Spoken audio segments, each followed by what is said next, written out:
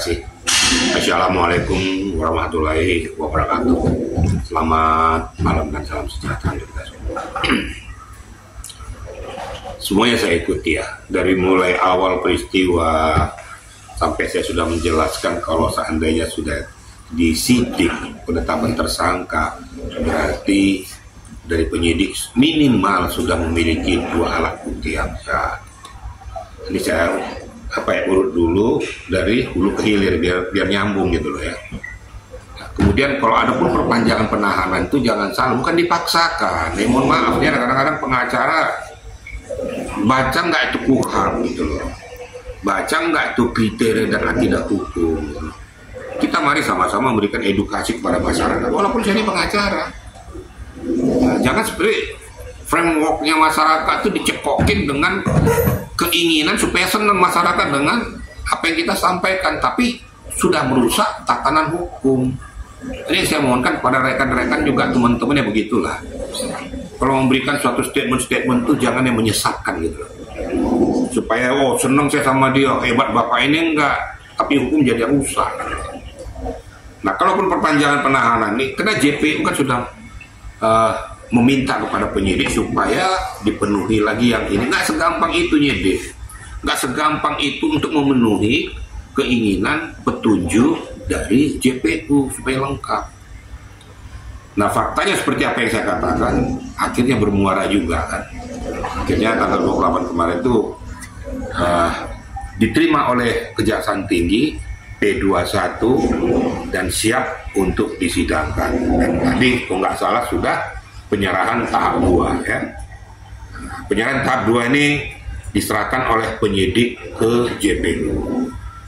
Nah, masuk kita pada pertanyaannya. Masalah borgol ya. Iya. Yang namanya prosedur tetap. Setiap tersangka, setiap terdakwa, apabila dia dipindahkan dari suatu tempat ke tempat yang lain, itu sudah hukumnya harus diborgol.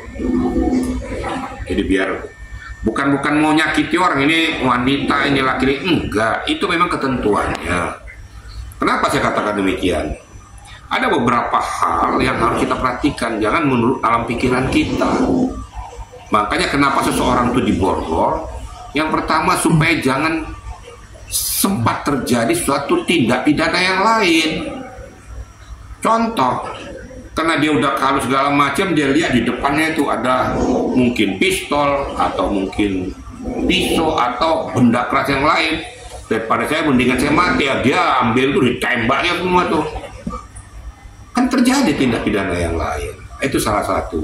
Yang kedua, bisa saja dia berusaha untuk melarikan diri. Masalah nanti kalau ditangkap atau ditembak itu soal kedua, tapi dia sudah nekat. Tindakan nekat inilah yang kita cegah, makanya seseorang itu harus diborgol, perpindahan dari suatu tempat ke tempat yang lain. Baik itu di ranah penyidikan, maupun di ranah JPU, maupun di pengadilan, tetap prosedur tetap itu tetap harus dilakukan. Kemudian supaya membedakan ya, rompi tahanan itu supaya membedakan antara masyarakat umum dengan seseorang tersangka atau terdakwa atau terpidana. Jadi kalau seandainya terjadi sesuatu hal itu langsung cepat ketahui itu dia. Tapi kalau dia berbaju sembarangan kan nggak tahu di dalam khalayak ramai itu dia lari mencari-cari dulu kan. Itu salah satu di antara. Jadi menurut hemat saya seyogianya apabila itu sudah terjadi, bukan hanya pada saat perpindahan dari penyidik ke JPU, mau dibawa ke rumah sakit saja itu diborgol. Pokoknya perpindahan dari suatu tempat ke tempat yang lain.